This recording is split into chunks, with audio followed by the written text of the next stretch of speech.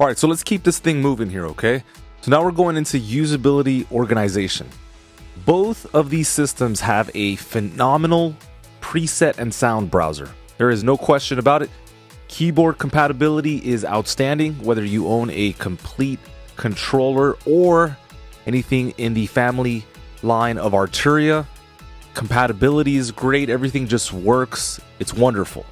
Let's go into some other concepts that could be helpful. Standalone versions of native instruments are few. You're not going to get much contact, massive, reactor absence. Just a couple of these are available via standalone, whereas Arturia makes pretty much everything available. So there's that to consider. So there are two things that Arturia is doing really, really well here. Besides just the overall layout, really easy, friendly to look at, really easy to organize your own personal stuff. We hover here at the bottom right, there's a history tab. So let's say I go through 500 presets and I think to myself, oh, you know what? There was that one that I really liked, or I don't know, maybe we make an adjustment here and you forgot the course of events. You can always backtrack. On top of that, there's a recently played category on the left. So if maybe you were jamming yesterday, you can always go back to that sound, on top of making sure you favorite, which of course you can do in Komplete Control as well. The other thing that I want to point out, besides all these standalones, there's a feature that is absolutely imperative for beginners: the in-app tutorial. It is unprecedented. I've never seen anything like it. I believe every plugin company should do it to some extent.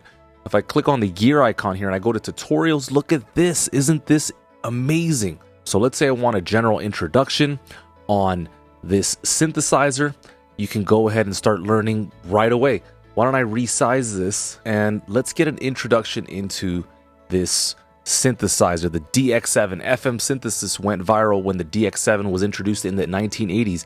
FM synthesis takes one waveform, the modulator, and it uses it to modulate a second waveform called the carrier. This process creates sounds that are radically different from other synthesis methods. This absolutely blows Komplete Control out of the water. That feature alone, I wish I would have had this years ago. Not only can I get a historical lesson on the instrument, but if we continue on a bit more, we learn all of the controllers, we learn all of the dials, which is amazing. We can take this in a step-by-step process, learning these very complicated plugins that for some are very challenging to learn. There you go, guys.